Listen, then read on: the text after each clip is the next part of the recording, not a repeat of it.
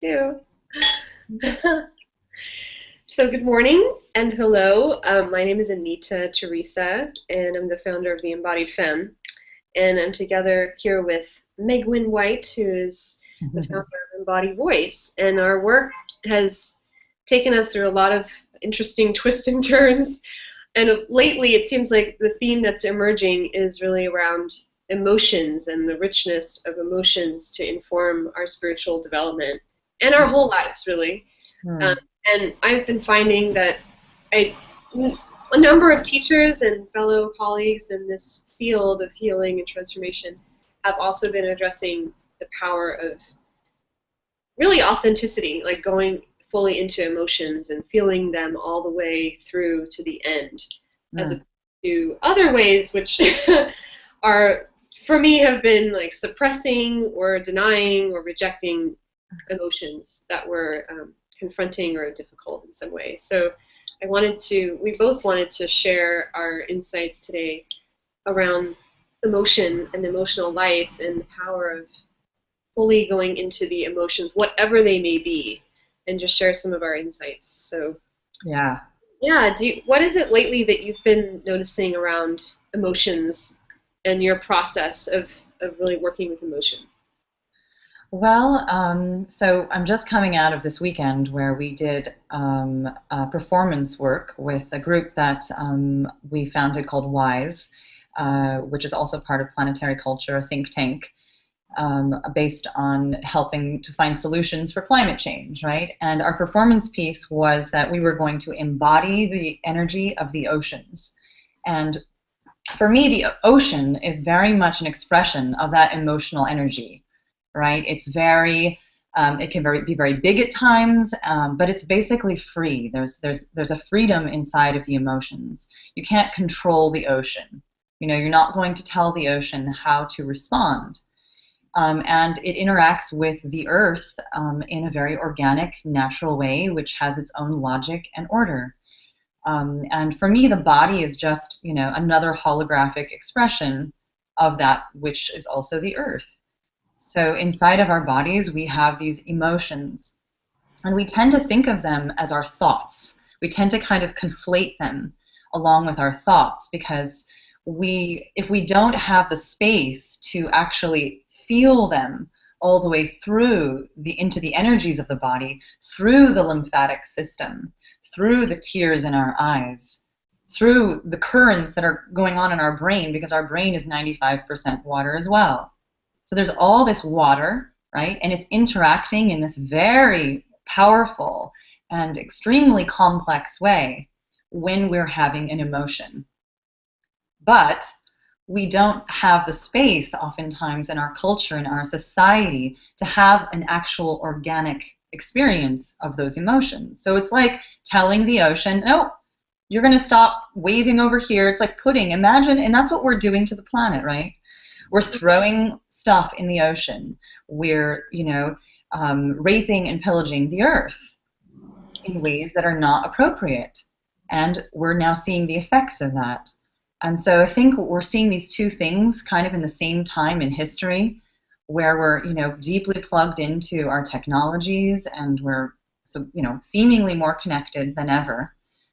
But at the same time, we have this experience of being arrested around the emotion. So Yeah. for me right now, the solution to this problem, to this issue, is really turning backward to actually at the primordial knowledge, looking at, again, how can we tap into this field of energy that exists within our body, the natural logic and order, and the dynamics of these emotions playing out. And so for me, that looks like creating practice times, working with embodiment practices where I'm actually giving myself the space and the ability to root into loving myself, right? Not shaming the emotion, because shame is the equivalent of throwing trash in the ocean. Mm, It's yeah. very important. Very toxic. Yeah, it's very Very toxic. very Yeah. toxic. So, having this conversation, this dialogue with you is also another way for us to kind of create a larger conversation for people to see, this is complex, this experience of emotions, right? It is complex, but when we give ourselves the space and the time and the freedom and also just the permission to go all the way in and drop all the way in, we can create radical change, inside of ourselves. We can, inside of those experiences, we have insights, subtle insights. Awarenesses do come in those spaces. So thinking that earlier today, how there's so much information in emotion that it's like encoded with all of this rich knowledge and wisdom that we'll miss otherwise if we don't allow the emotion to run its course. And I mean, the analogy of the ocean and the fluids in the body, and just the way that emotions get transferred, biochemically. Think of all the impulses and the synapses that are translating the this complex rush through our body of sensation. And it really wasn't until really recently for me that I went into probably the most profound experiencing of raw core woundedness, like where initial woundedness happened in my life. That's like 18 years, 20 years ago. The really raw grief, anguish, just a feeling of total helplessness. And I realized in reflection I couldn't have gone there before, or I only was able to go there fully now at this point in my life because I've made it safe enough. And I think what you're saying about creating the container for it, like making time, practice time to do embodiment practices, or whether, I think acting is extremely healing and cathartic and is a great tool for people who feel stuck around their emotions and want more expression and want more right? vibrancy, but it wasn't possible for me to experience those raw core emotions that had no story yet, that had no mental construct yet. They were just the primary raw emotions pouring through my body. And at one point I was starting to feel flooded, like I was feeling my system was just about at maximum, that if I were to feel any more, I would probably just freak out, or I would go into a complete meltdown. And that's what happened. And I allowed it to happen, and it was fine. It was like, yeah, melting down. Yeah. I'm still here. I'm not leaving myself. And that was what made it different than most other times in my life. Was I didn't leave. I didn't check out. I didn't abandon myself. I actually was like, I'm here. I was tapping my body. This was like about a month ago. I was going through an extreme release. And just tapping myself, like, I'm here. I love you.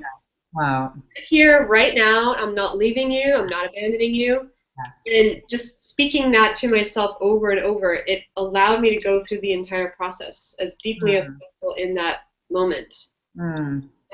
So if any, I hope that inspires people too. I just shared that story to lend. It's possible to go as deep into really terrifying emotions and be okay and come out and be able to experience those emotions that are only meant to last for maybe 2 minutes. Yeah.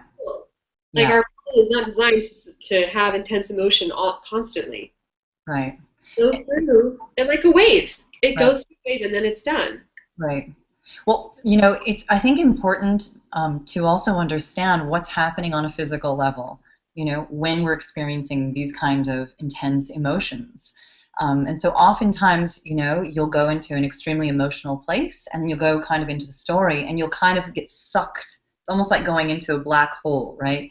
You get sucked into that feeling like, I am a victim. So your body curls in, your tail curls in, right?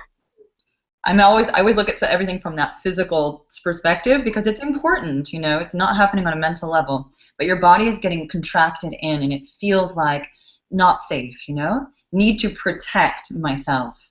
And so that's actually not what we're talking about when we're talking about going into the full emotional processing power of emotions. Because when it's like a shift in perspective. So what you just said, you were tapping yourself and you're saying, I'm here. I'm experiencing this emotion. And so what you're also doing is you're speaking to that primal part of yourself and saying, don't contract in, don't go into being sucked into the vortex and the black hole of I am powerless, this emotion is powerless, and then you conflate powerlessness with emotion. Yeah, exactly. But in that experience, if you tap, you'd say you're tapping yourself, and I have a lot of tools, especially in relation to the tongue, because that's a key point of where we contract in, right? So by just extending that out, holding the tongue with the lips, making sound, and creating that space like I am here, tapping is another great way, is a way of saying I'm going to ride this wave, right? I am on my surfboard of my body. I'm going to ride this wave of this emotion. I'm going to feel how it makes me want to just rip my teeth out. I'm going to let my cheeks expand. I'm going to express in all the ways, right, that the body needs to express. And I'm mentioning this because this is part of that complex technology of the emotions. The expression of the tissues, of the expansion outwards, is connection also on a quantum level, which we can get into more later, but to that torus field of energy, which is that infinite, energy that we actually are on a body level, which the earth is also, Yeah. we've already been able to see these electromagnetic frequencies that are emitted from the earth that we also contain. So it's very energetic, but it's like if many people have different ways of getting out of that I'll call it like the black hole syndrome, Mhm. Some Like ways, passing in, it really literally feels like you're being sucked into yes, oblivion. And yes, that's why it's so terrifying, I yes, think. Oh, I'm losing everything. I'm yes, out of control and I'm gonna be destroyed. This is yes, what's for me. And not being able to have the skills or the tools and the presence to just be with that wave inside of the wave and surfing the wave. I think we have to be trained and relearn unless we were lucky and had a family that knew how to help us process emotion. I But think yes, exactly. Well, it's true. It's like, for me right now in my work, I feel like I'm learning a lot of the primal building blocks to kind of supporting these emotions. And to be honest with you, we just never got, for the most part, those kinds of tools and those ways of understanding the body. We were immediately taught to posture ourselves, to behave in certain ways. And, when you train animals to behave certain ways, right? That's different than letting them respond emotionally and allowing them to learn emotionally from those experiences. So the importance of looking, I think, at what's actually happening on a body level will help empower people to see, because their conscious mind on that meta level can say, oh my God, I'm being sucked into that black hole energy, mm-hmm, and I love myself enough to not want to go there. So, right. But what tool could I use right now? yeah, but it's choosing to still fully experience our aliveness, whether that looks like rage or it looks like pain or it looks like joy or passion, just choosing to be fully alive. I think that's a spiritual practice in itself. That to me is the more of like the feminine pathway to self-actualization. It's like being fully authentic means we acknowledge when we feel like shit and we feel great or we feel both at the same time, Yeah. that it's possible to hold all of it. And I think in our culture, we're seeing more and more talk around like emotional intelligence. People are getting trained and coached to have bigger aptitude for emotional expression and communication, because ultimately that's how we all make decisions. That's how things run. Mm-hmm. Whether it's conscious or not, we are governed by our emotions for the most part. Right. That's how we buy things. That's what rules the business world is people's emotions Yeah. in psychology, and usually it's primal emotion that's running the show. And Yeah. so for people that want to evolve spiritually, it's like, well, why leave out this huge aspect of being human? Right. And The you most know, interesting aspect, actually. it's like that's the soul. That's the root. So I mean, I was taught growing up to transcend emotion. and that, are like, even in Eastern philosophy, a lot of those hierarchical philosophies are designed to transcend the body and to go beyond emotion. And it's like, you just meditate and you go beyond it. Um, but what I love, like recently, Teal Swan posted a video about the emotional body. I think it was that one, and she talked about how this way of spiritual growth is like vipassana for the emotional body. Mm. Completely being inside of the emotion, while not collapsing into the negative construct that we might build around it instantly, but just experiencing the emotion fully Yeah. until it's done. Yeah. The highest form of love. It's like Yeah. unconditional self-love, really. Well, one thing that I was thinking about, is that a lot of the reason, this is what I see with a lot of the clients that I work with, they have a lot of difficulty oftentimes allowing the emotion to be expressed, for instance, on their face. It literally gets stuck in this gets locked in the jaw, and there's this kind of arrest in the muscles of the face. And I think that what we've also seen, since we're talking about the emotions that are very much connected in many ways to the feminine, but what have we seen in the last, 100 years around the feminine and just in the media is that women are expected to always be beautiful and to, to appear happy, to be beautiful, the overall. Right. I mean, even if you're a supermodel and you're kind of gaunt and you're like, oh, I'm looking edgy, right? You're still beautiful in that photo. I mean, this is the most common way of experiencing the feminine. Mm-hmm. And I see this with a lot of my female clients and male clients, but I tell them, if you can invite yourself into grotesqueness, into actually allowing the full expression of that anger, of that rage to be expressed on the face, then you will tap into the technology of your emotions. Not until then, because again, it's just like the waves of the ocean. It's a physical manifestation. These are like waves. If you can just start to even think of that on the face, this is like a central channel, to those waves of the expression. I can see how it's tied in many different ways through the other liquid systems of the body. But if we get out of that, perspective of always needing to be beautiful, we will actually find our true beauty, which is the full radiant movement of those emotions expressed through our entire body. And so perhaps we need to create yoga for the emotions, and that's something that you and I have both explored with, a teacher. And that I think is really helpful for people to have a container, a space, whether it's a play, whether it's some kind of way of saying, yes, your anger, your fully expressed, embodied anger. And I'll also put without tension, because it's something that people don't realize. They think anger, oh yeah, anger always has tension. And not true, actually, because you can hear a voice of someone that's angry, but they have purpose, and they're owning the anger. Right? They're fully feeling that anger in their body, and they're not shaming it one bit, right? There's a presence and a quality and an energy to the voice, and it's open through the throat. Yeah? But then if you have that shame around your anger, for instance, right? You feel, and you can see the face, right? It's harsh. It's like, it's not just pure anger. It's not just the primal flow of emotion in the form of anger. It's like there's layers of judgment, there's layers of other stuff kind of muddying the water of that particular emotion. I think that's what was so brilliant about things you've shared with me around shame.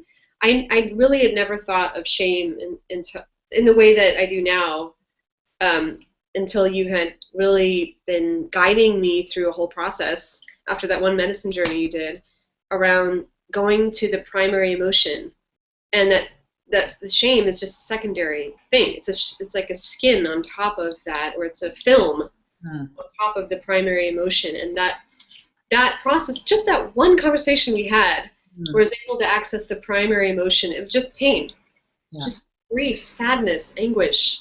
and to feel it and to allow it to come out.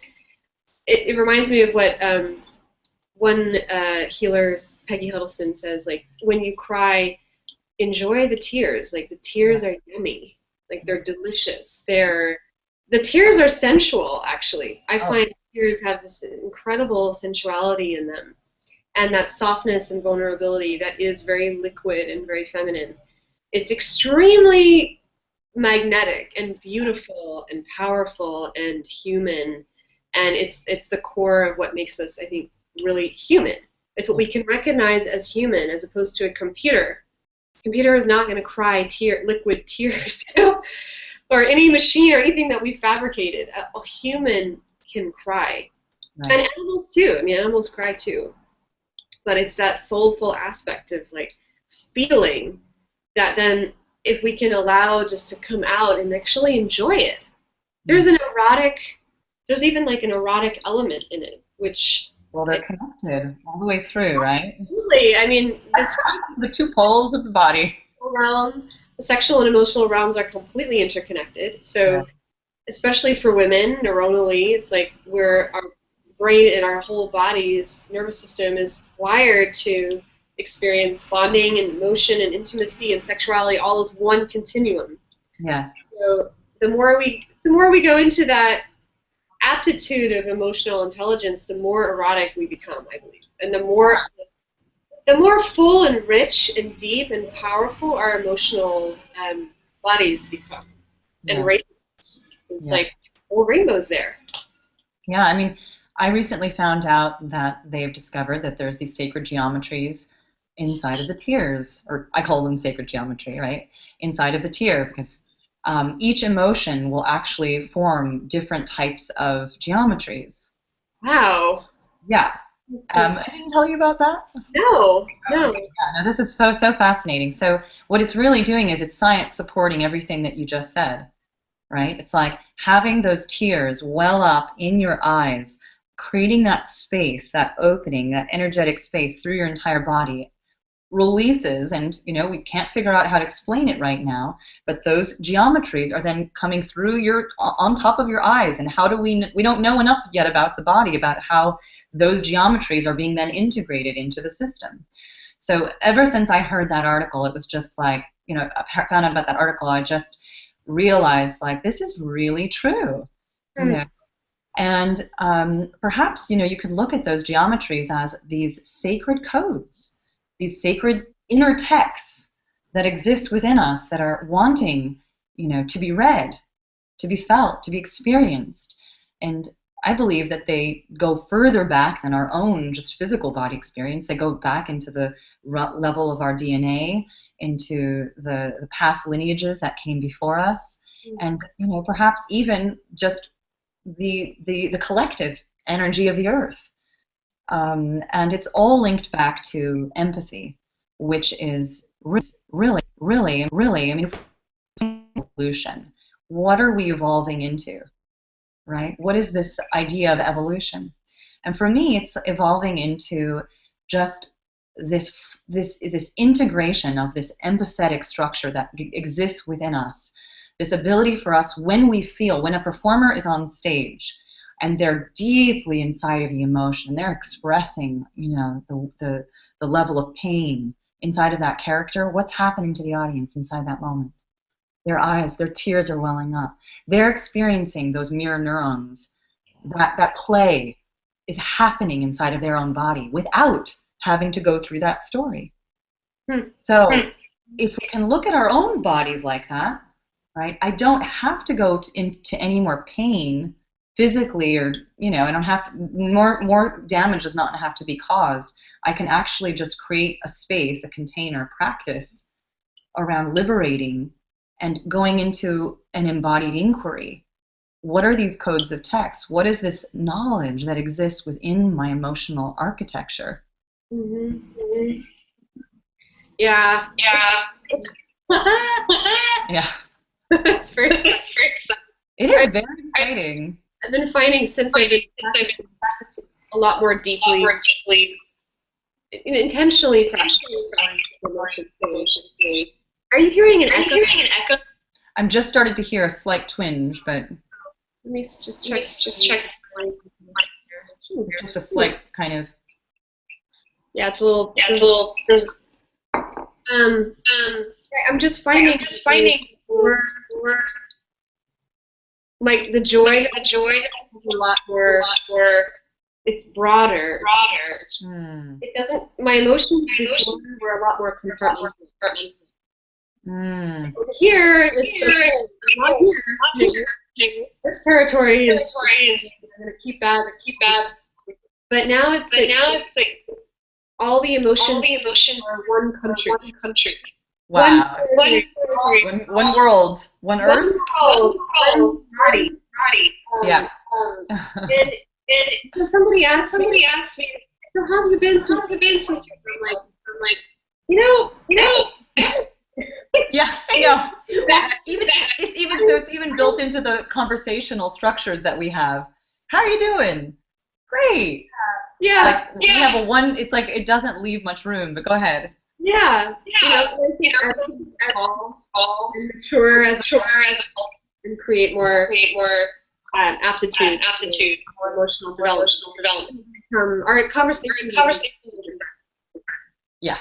So I think even extending that even beyond. I mean, I created the Embodied Art Project to be also a portal for people to express their emotions and their lives through art, because that's another great container for holding the vastness, the unexplainable, unexpressible sometimes, right? We don't have words for these feelings.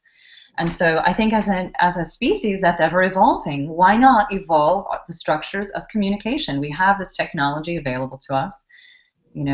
Why don't we begin expanding the range of expression to include the artistic realm?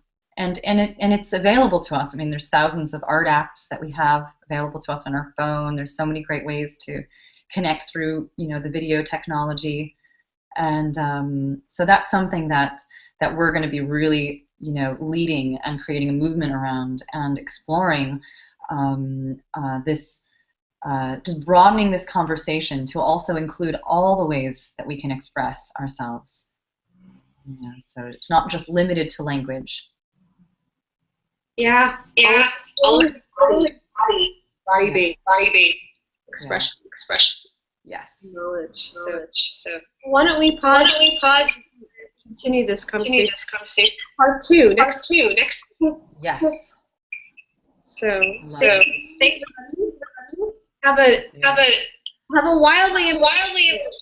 Yes, and yeah, and just explore. Embody. Find out what that means to you. Find the flow in your movement. Find it in your voice. Feel it in your body.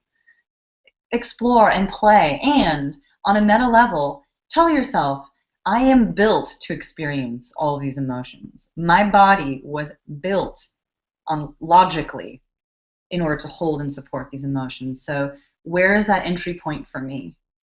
Love it. Yeah. Yay. All right.